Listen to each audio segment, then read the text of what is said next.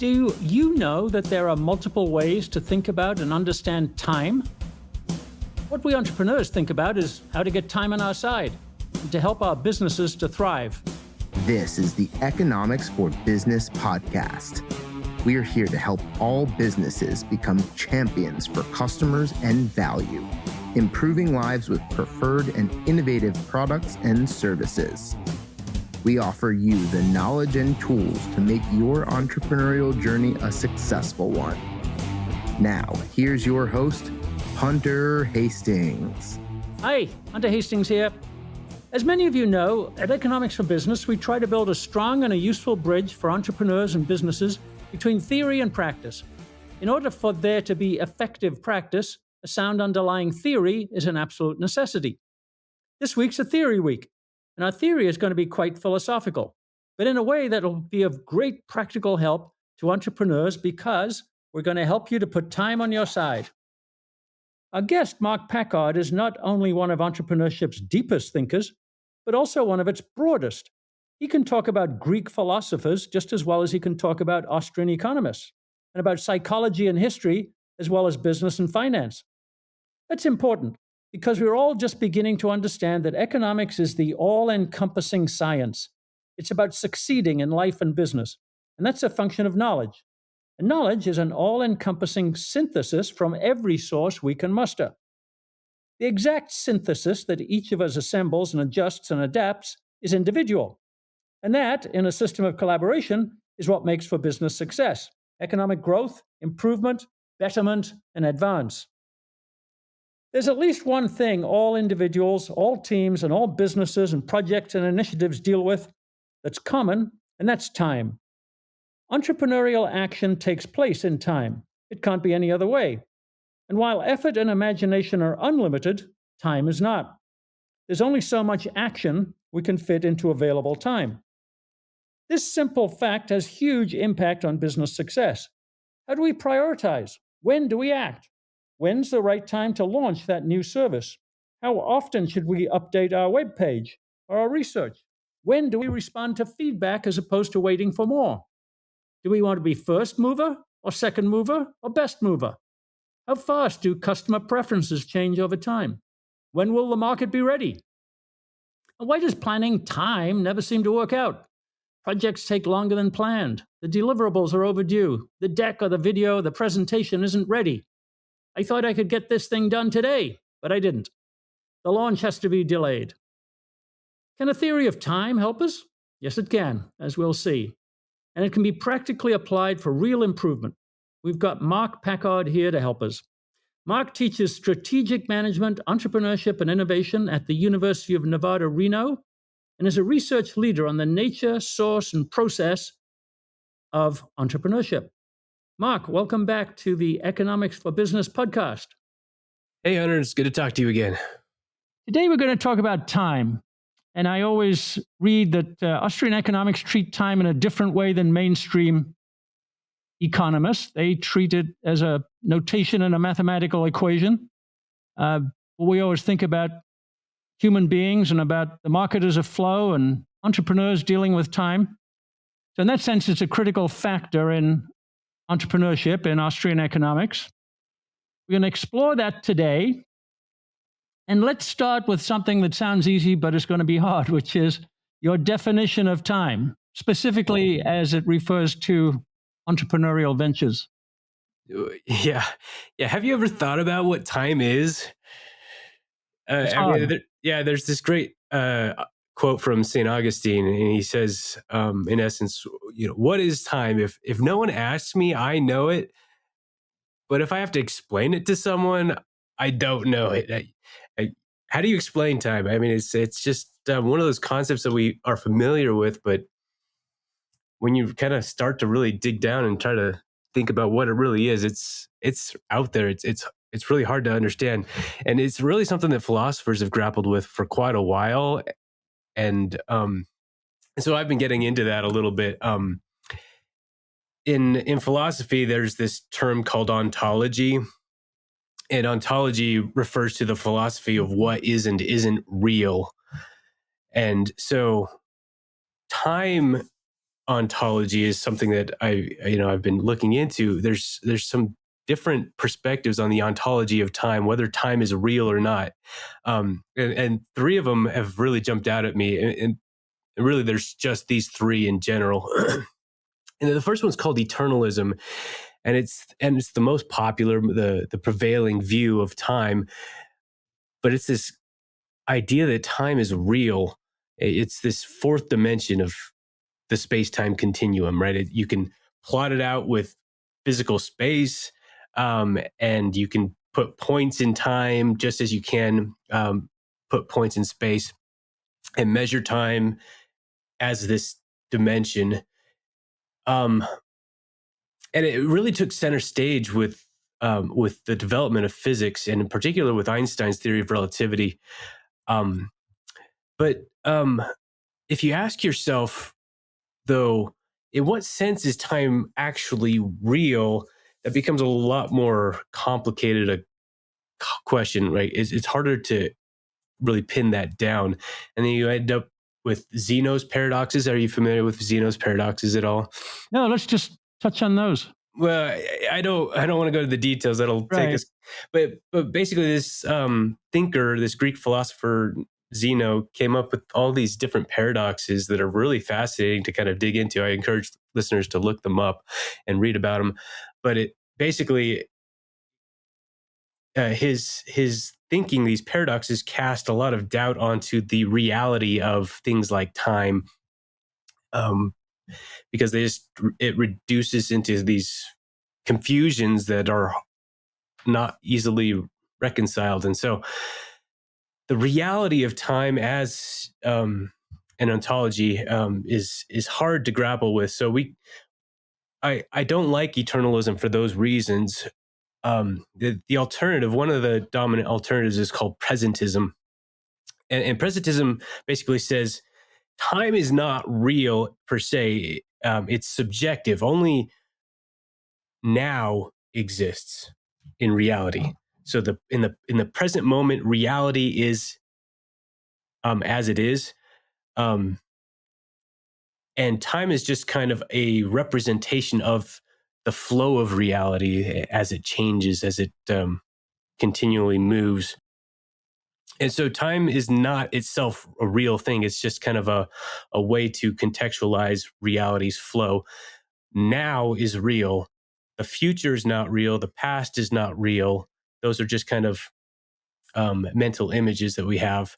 But now, this now moment is reality as it is. And there's another approach to time, temporal ontology, that's called the growing past or growing tree model. It's kind of this mix between these two. It's the future is not real because it's not yet been created, but the past is real. It's been determined already.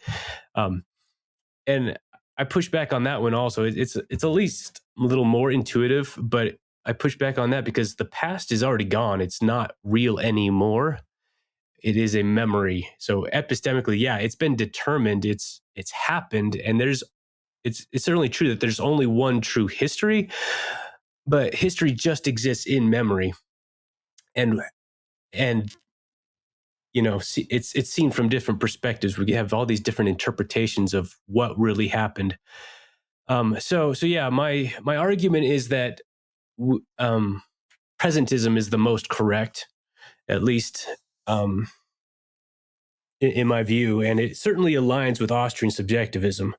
Whether the physical world moves to a real time dimension or not, we act according to our perception of time, right? So we don't act according to real time. We act based on how we see time and understand it, because that's all we have access to is our internal perceptions. And so that's what matters to social science, and that's what matters to entrepreneurship theory and to entrepreneurs. Okay, good. That's really helpful. And it ties in with everything that you and Eb Island have helped us with on subjectivism for entrepreneurship. So that takes us forward a lot. So getting to entrepreneurship specifically, when we read Austrian economics, that one of the the influences of time is that production takes time. So entrepreneurs are involved in production. It takes time. Tell us about that within the theory of time. Why is that? Why does it take time? Yeah. So time, you're right. It takes center stage in Austrian theory, whereas in neoclassical theory, the general equilibrium theory of economics, time's really just gets lost. It's not there. I mean, certainly economists recognize time and the important and that it's there. It's just not in the theory. But let me elaborate a little bit on how Austrians understand time, or at least how I, as an Austrian, understand time. Honestly, I don't think a whole lot of Austrians have thought too much more beyond the importance of time per se in the economy, but remember that Mises advocates this methodological dualism. I don't know if you are familiar with that term.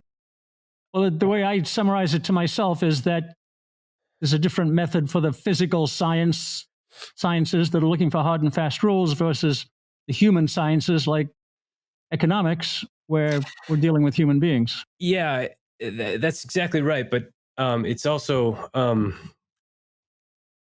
in the way I think of it isn't in terms of the hard versus soft sciences, but the objective side versus the subjective side. And so, yeah, that the physical sciences study the objective side, and then the social sciences, they study the subjective side, which is that methodological dualism. But that distinction is important, that there's two sides to everything.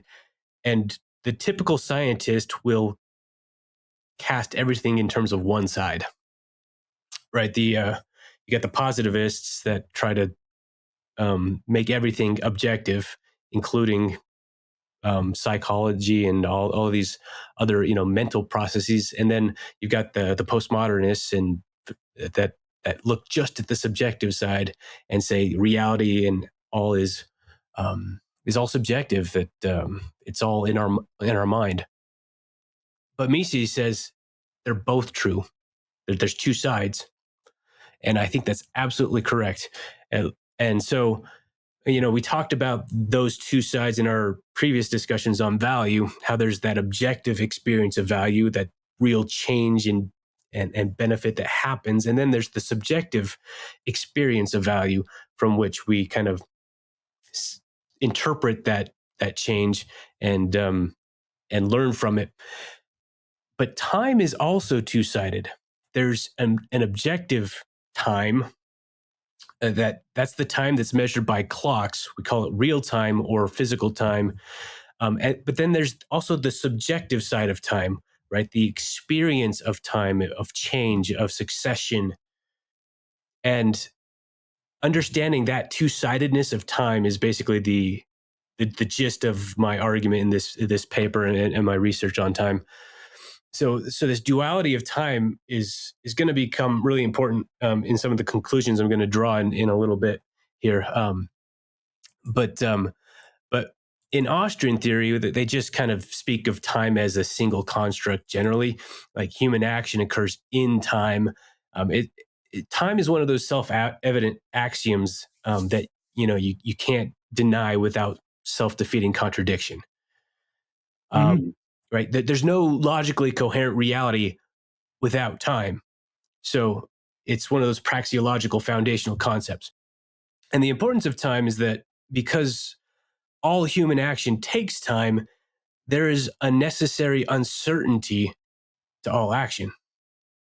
Right? So there's a time between the beginning of your action when you start acting and the consequence of that action when and what you expect to get from it.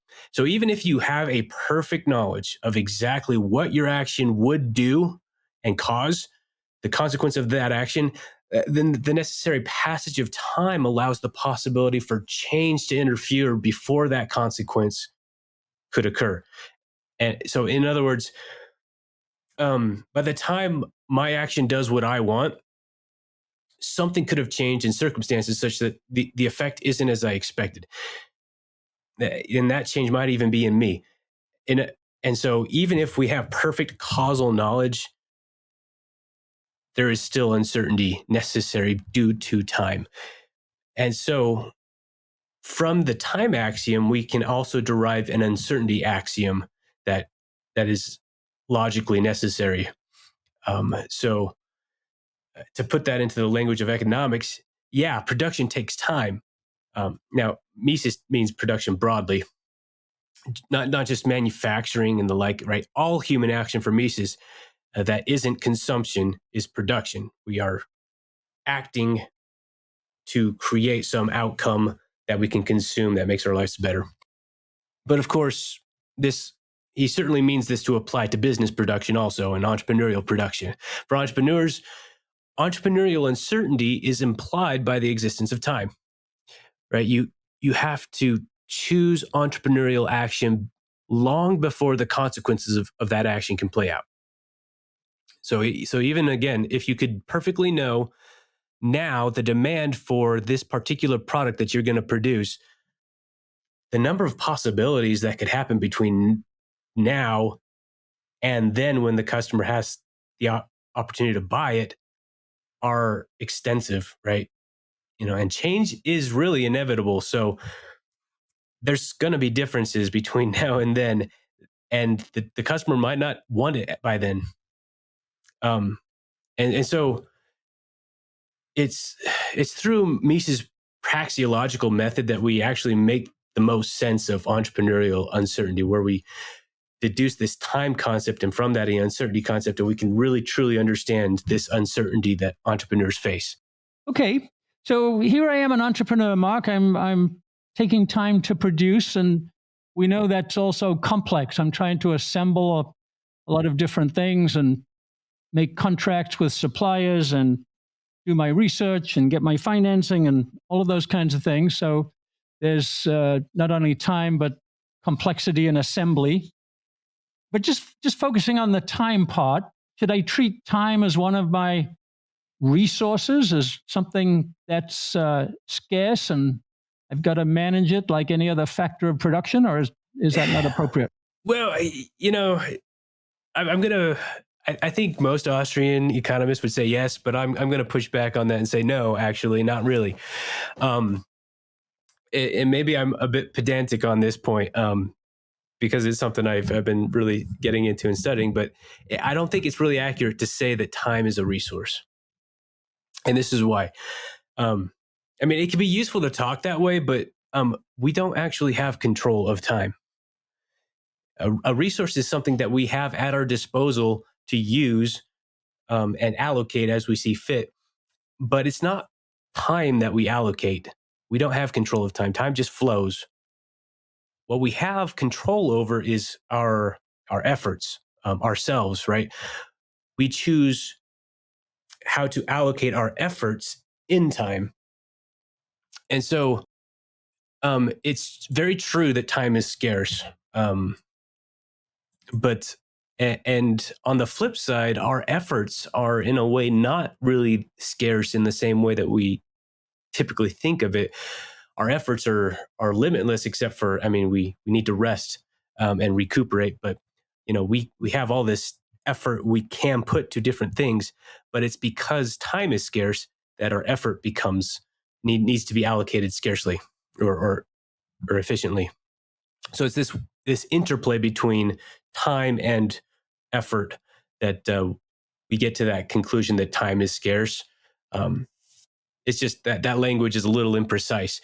And, maybe this seems like a pointless distinction, but I do really believe that clarity at this foundational level leads to clarity at the more practical level and leads to, some pretty important insights. For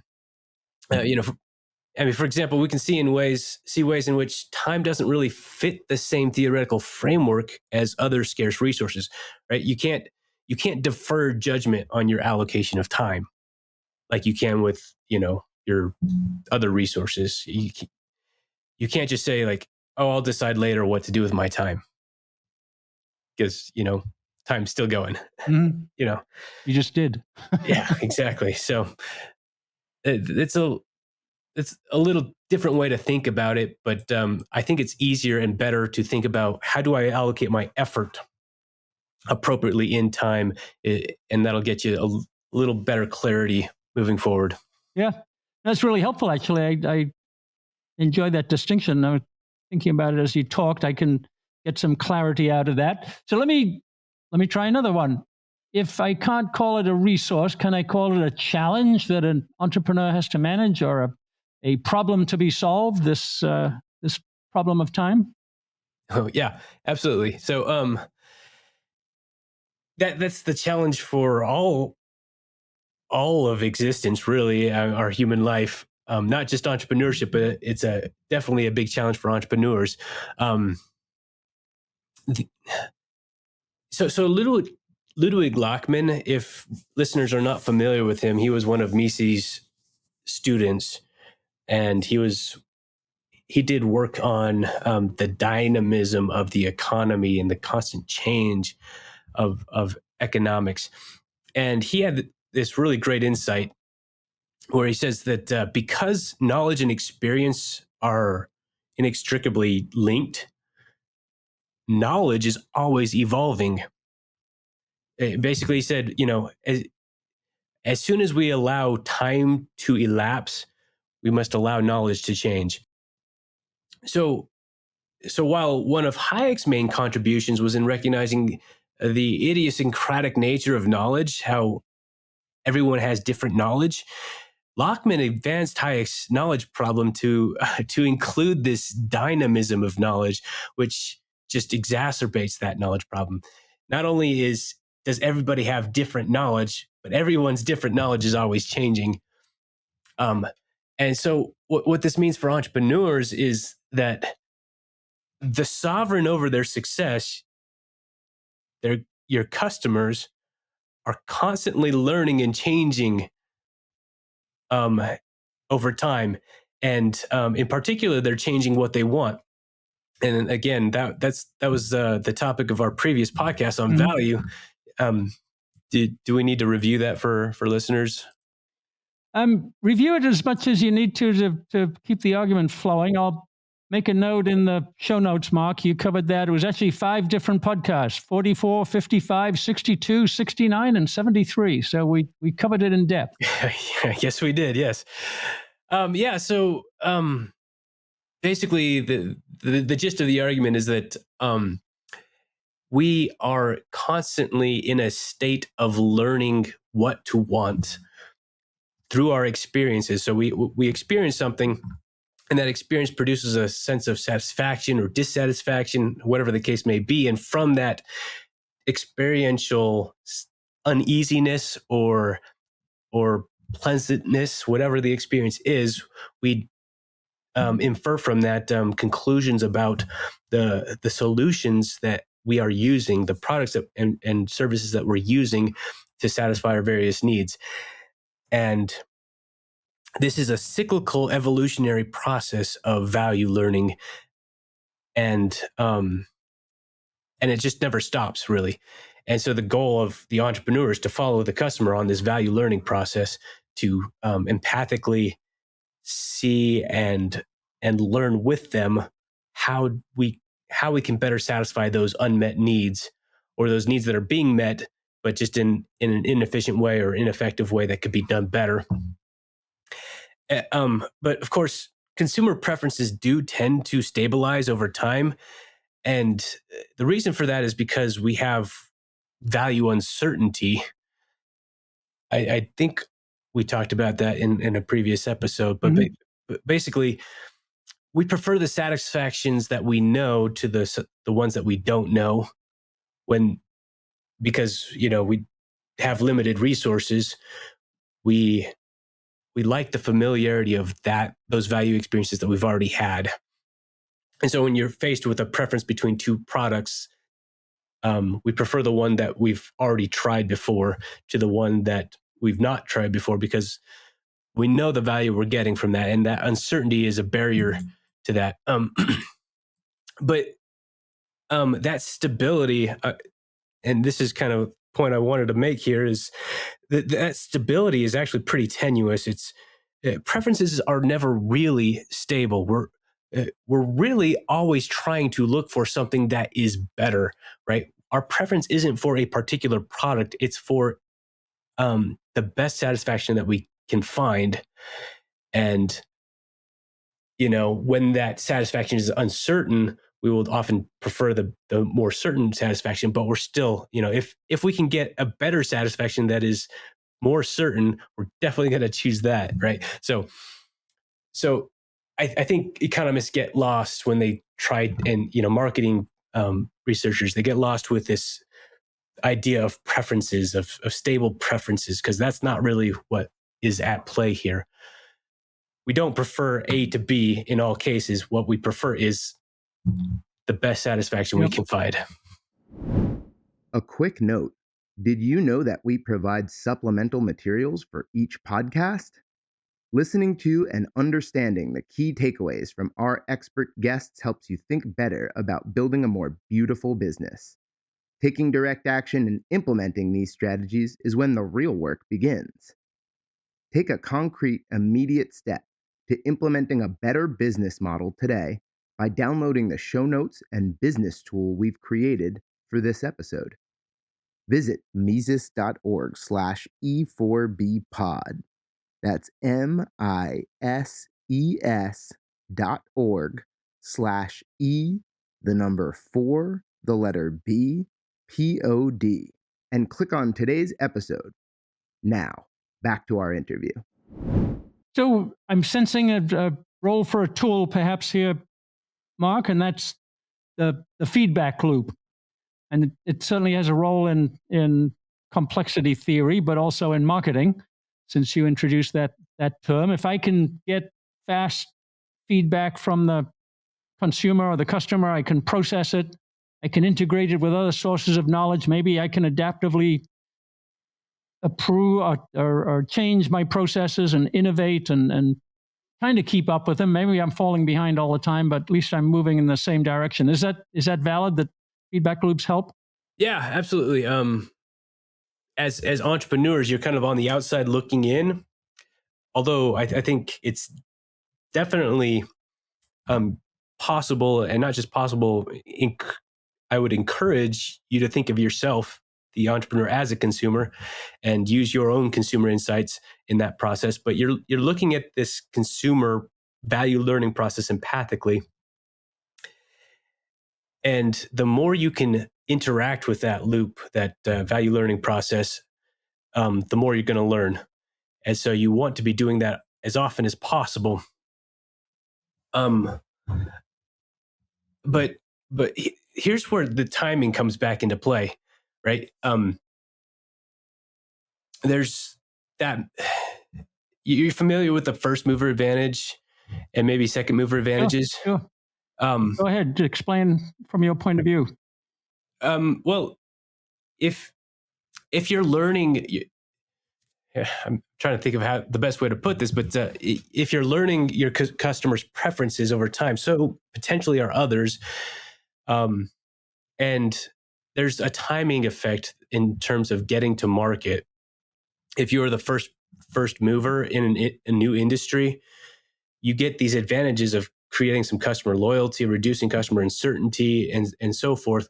But also there are potential timing effects where if you're too early, before you've really got something that really works, the second mover can come in, offer something better, and you lose your first mover advantage to the second mover. So the second mover gets to avoid the mistakes that the first mover makes and come in and scoop the first mover. So there's this dynamic interplay between first mover and second mover. And that's where this learning process comes into play, right? At what point do you decide you're ready for market?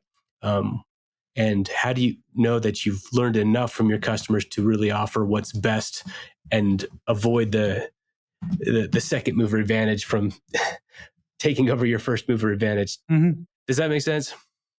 Yeah, it does. And then also there's the concept of pivoting, which is the first mover finding out the second mover creating an advantage and then having to overleap.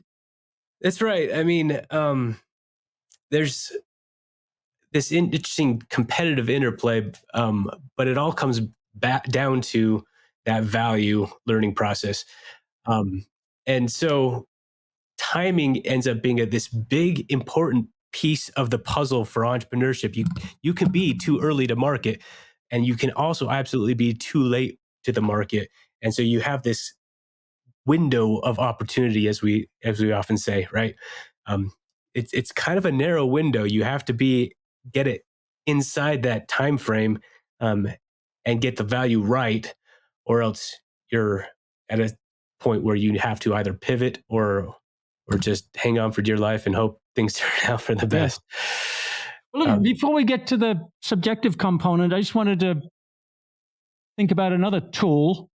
You mentioned it a little bit, which was stability. In business now, we talk about patterns of customer behavior that can be identified. They become reliable customers or repeat customers.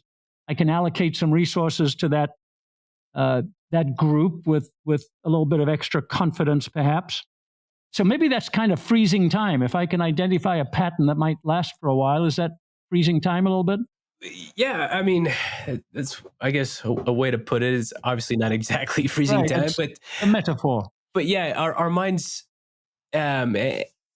prefer stability. We like stability because it allows us to make predictions. It gives us familiarity. And so that's why we use these institutions, why we like institutions to kind of create this stability in our lives, and so that we can follow patterns of behavior and institutional rules. For example, in terms of time, there are social norms for meal times, right? We have, breakfast around 7 or 8 in the morning. We have these standards of timekeeping, like clocks and calendars and stuff. We have time tools that help us keep track of time and stay on schedule, like alarms and reminders and stuff like that. We have all these things to be able to kind of keep the world in structure, that we can find stability and structure to help us make sense of and order our lives accordingly.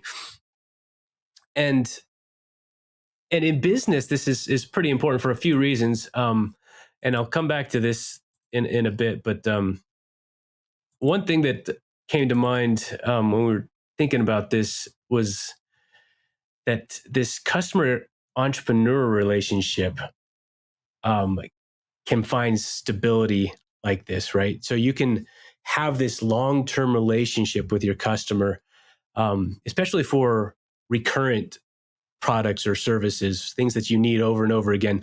And those are a great way for entrepreneurs to create a pretty stable income. This is kind of one of those gold standard opportunities to have this very stable income. But again, I would highlight a warning there that as an entrepreneur, if you have these recurrent services and are making stable income this way, don't get comfortable with it, right?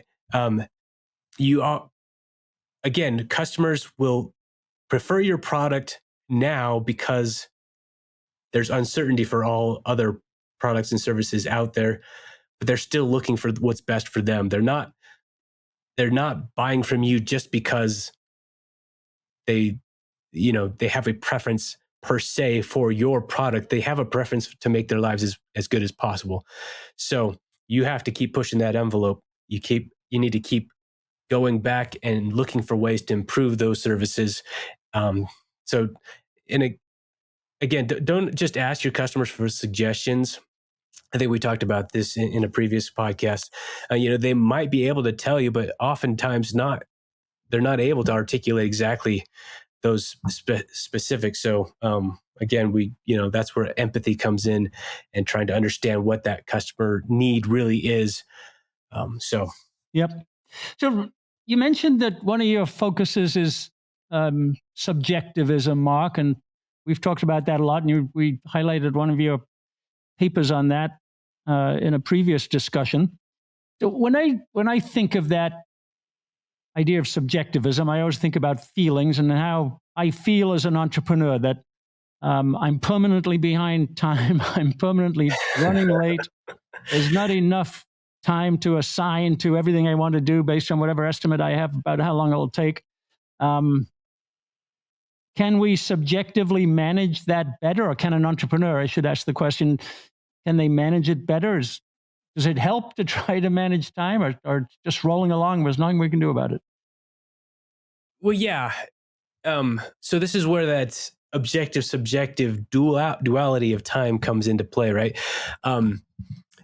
When something is the right or wrong time really is a subjective judgment, but it does interplay with the objective side of time, right? We're interacting with reality as it goes, and we're trying to optimize our timing within those objective constraints. And so, I mean, in essence, the way our minds work is that we make plans that are time calibrated. In essence, this is a storyline that we tell ourselves with ourselves as the central character. Mm-hmm. So when we think about things we need to do, we also think about when we need to do them and how long those things will take. So each anticipated action or event comprises what we call a schema, a cognitive schema. Have you heard that term before? Yeah, it's a pretty broad term, so dig into it if you need to. Yeah, I mean, just to be at a cursory level, a schema basically is what we cognitively attach to any concept, anything that we think of has this schema, and that schema is comprised of all the attributes that we attach to that thing, right? Mm-hmm. It's what it is, what it does, and why. And it's, like a chair has 4 legs and a flat sitting surface and a back or something like that, right? Now, actions and events also are composed in these schemas, and part of that schema is what I call a temporal subschema. The temporal attributes of that action or that event, and those elements, those attributes include its chronology, which is when it happens, its duration, right? So how long it takes, how time sensitive it is, and if it's an action that you're performing, how fast you need to do it, its pace. And with all of these things, we form this kind of this narrative, this story of how the day will play out. And with that, how that day will play out, we have our own plans, our activities, our own actions that we are going to be performing within that day. And so let me unpack a bit how we do that planning. So when you wake up to a new day, you might ask yourself, okay, so what do I need to do today? Now, to answer this question, first thing is, what's going on today? What are the events that, outside of my control or whatever, what are the events that are going on that matter to me that I need to, either be there for or react to or whatever? And now, so once you see what is going on that day, you start planning your time-sensitive actions first to react to that. If I've got a meeting at 10 o'clock today, I will schedule out some time to be there for that time, and how long it takes me to get ready, how long it takes me to get there, etc. For that.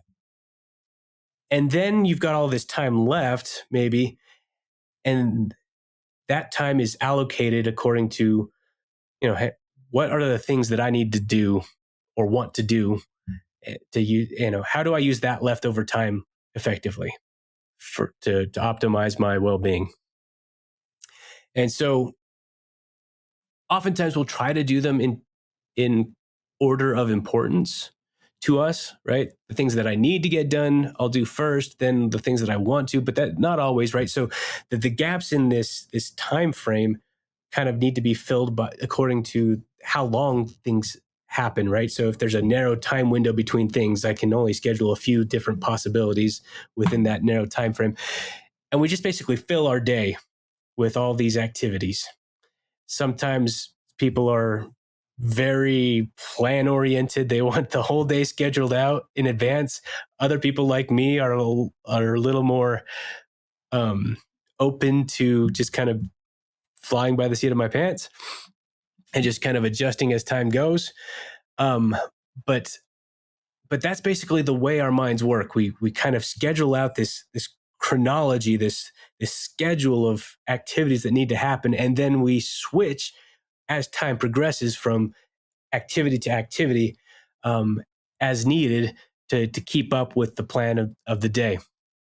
But remember, though, this is where that previous discussion comes in.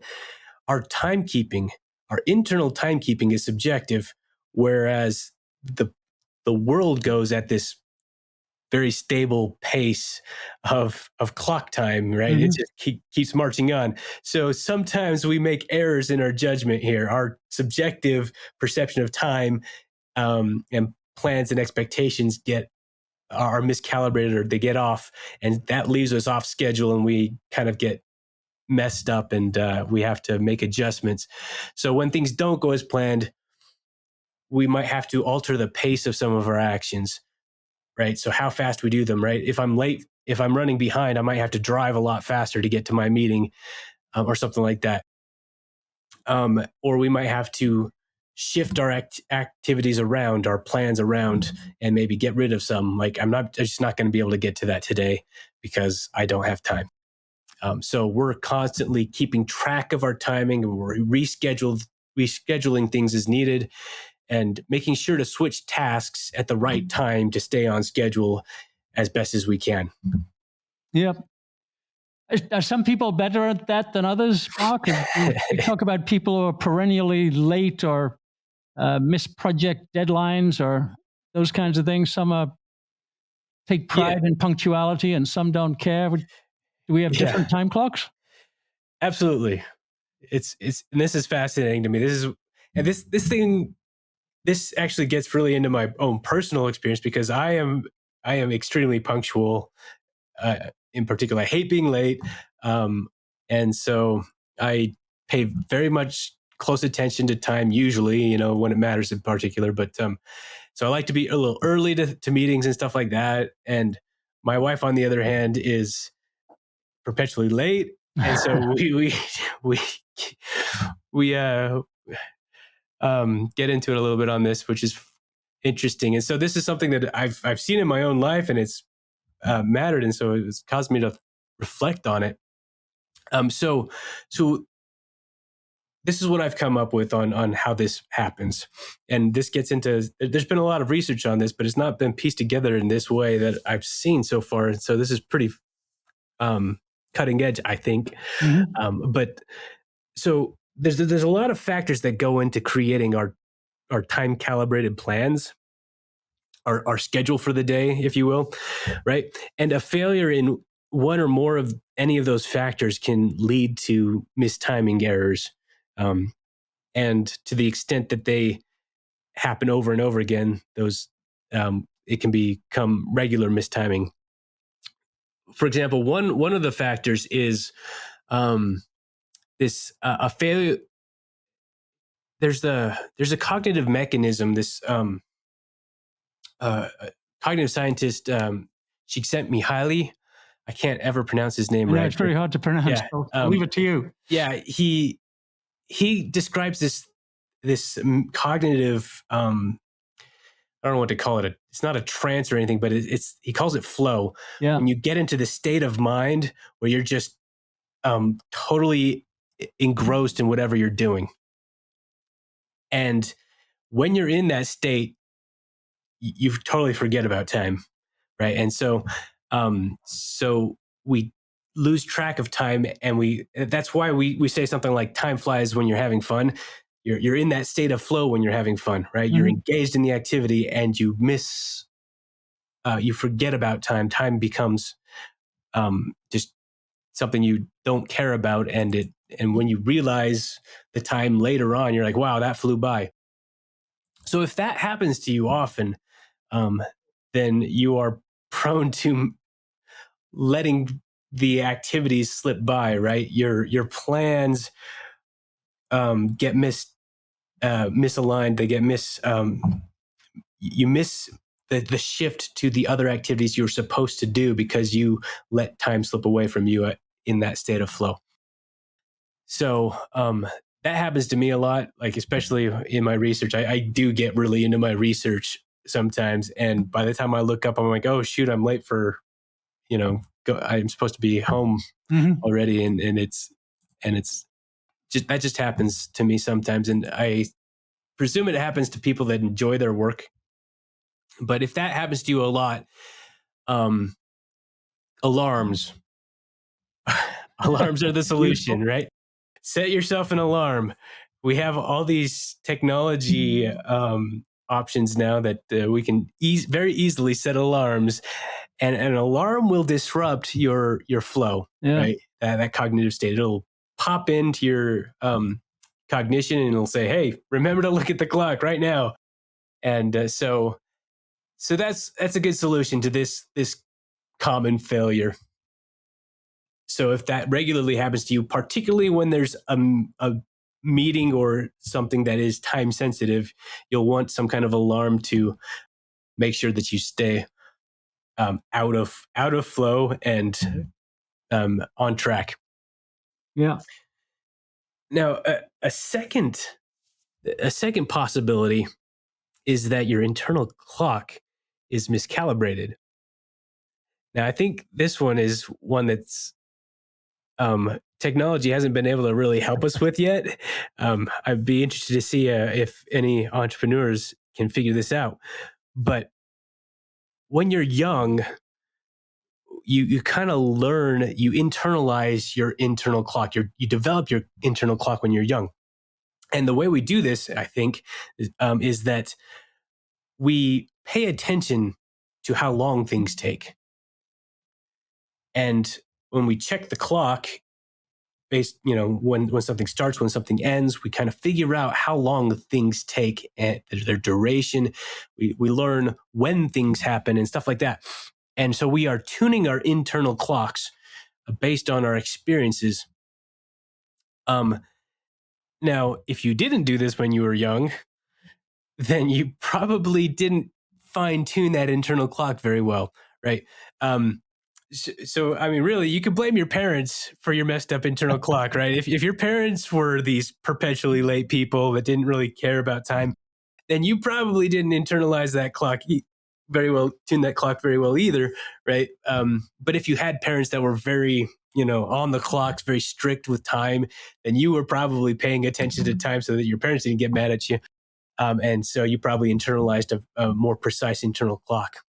Here's where that matters. Like if your internal clock is off, if it's not in sync with external time, then your planning gets all off, right? If your internal clock is too slow, for example, you expect everything to take less time than it really does. And that makes you always running behind, right? So the way it works for my wife, for example, is that she thinks that everything takes less time than it really does for her. And so she plans all these things and throws them all into this narrow time frame because she thinks she can get them all done. And then, she can only get a few of them done in reality. And then she's always, running behind and scrambling to try to catch back up. For example, it takes her longer to get ready to go than she thinks. And so I have to, nudge her, hey, start getting ready to go. And so if that's what's happening, if your internal clock is too slow, then you will tend to be perpetually late. If your internal clock is too fast, that will usually lead you to planning too few activities and you'll have extra time to fill. But you're not going to run into timing problems. So that's, of the two problems, that's the least damaging, but that leaves you kind of with time to fill, right? Getting to the airport too soon and just waiting at the gate for a little while or something, right? So if that's the case, it's not necessarily a timing issue. It's just a what else you'll want to have something to do, a book to read or something Right. for those times. Anyway, so if you're one of those with a slow internal clock, I think this is the best the advice I'd give you. You're going to need to schedule your activities differently.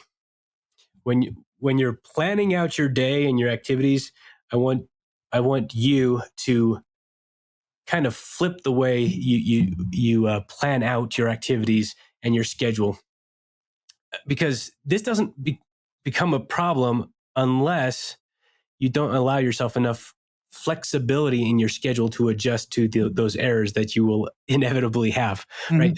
For example, if you're constantly late to meetings and stuff where it takes some time to get ready, put the get ready task way up earlier, right? Because you can't go to the meeting until you're ready, right? Until you're dressed and ready. And so get that done an hour or so beforehand, and then you can turn to other tasks that you would have done before, like eat a meal or get that work done, that email sent off or something, whatever. Put that later on your list so that if you are out of time unexpectedly, you can adjust your schedule. You can skip those tasks and hop in the car and take off to the meeting, right? You have to prioritize those things that you need to do for the time-sensitive activities first and allow yourself some flexibility in the schedule and the plan to adjust. If you are like most of us, we think, I'm going to get ready for my meeting right before the meeting. That just seems like the natural ordering of things. Mm-hmm. If your internal clock is miscalibrated, though, that puts a lot of weight on getting that right. And because you keep getting it wrong, you're going to lose out on those time-sensitive activities. So you're going to create timing problems for you. But if you can plan that buffer, that ability to adjust on the fly into your schedule, you'll be more successful. Well, I look forward to the Mark Packard internal clock adjustment app. Yeah. In the App Store, coming to you soon. We could probably figure something out like that. If any entrepreneurs want to talk to me about that. Okay, but there's one more issue that I think is worth mentioning here that can happen. And this is bad perspective memory. Now, perspective memory is basically your recall of your schedule, the planned actions that you need to take, that you planned out, right? So to the extent that you have a bad perspective memory, that means you're forgetting things you need to do throughout the day. And this is me. This is my big problem, right? I mean, if you forget just one thing that you plan to do, your schedule's thrown off. Yeah. Right. And so, especially if that thing's time sensitive. And so, for this one, just keeping a calendar can be very helpful, especially if it's in a place where you'll notice it, where you'll see it often, right? That's whether it's on your phone or if you got it on your computer screen or whatever. But making and keeping a calendar will help you avoid those perspective memory errors and forgetting to go to that meeting or forgetting that due date or something like that. So these are some of the most common timing failures, and I tried to come up with some good advice, some good suggestions for how to avoid them, right? Technology has come a long way to help us get better with this, right? We've got these very advanced calendars with alarms and reminders and everything, and it's super easy to set those alarms up. And you can even share your appointment calendars and reminders with other people that you need to coordinate with. But, and you can't rely on technology for all of this, and it's only useful if you use it effectively. So that's what I got. Good. Well, thanks, Mark. It's really helpful, as always. You make things practical that are started off being philosophical.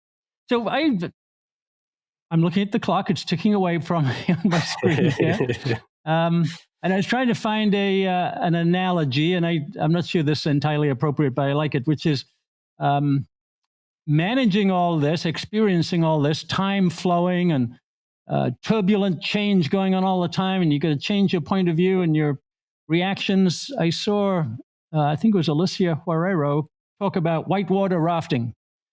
And you got the river flowing, you got a little bit of white water, you got some rocks. Sometimes your boat gets turned around and pointed in the wrong direction, and you got to deal with that.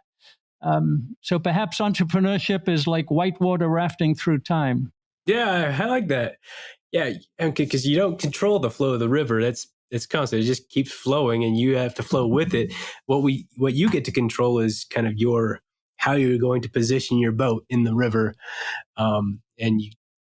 so we're trying to optimize our activities in the flow of time to make it as successful a journey as possible. And of course, when things don't go as planned, we end up in these problematic situations that leave us scrambling. So yeah, a good preparation, I guess, can really ready us and help us avoid those errors. So yeah, I like that analogy. But let me close with this, because I just want to tie it back to entrepreneurship and the practicality for business. If you struggle with timing, and a lot of us do, fix it if you can. You use these tools that people have come up with to help you fix this problem.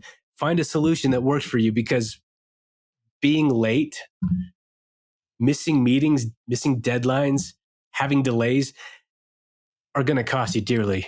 Mm-hmm. Right? So you don't want to be the bottleneck. You don't want to be the one that's causing problems for your customers, for your suppliers or anyone. You want to be able to fix your timing issues if you can. So that's my advice. Good. Well, Mark, thank you. We'll take that to heart, and I know I'll examine my timing and see what I can do to fix it. Once again, thank you very much. You're welcome. It's good to talk to you. You too, Mark. Economics for Business is a production of the Mises Institute. To explore more content like this, visit Mises.org. And for more from Hunter Hastings, visit hunterhastings.com.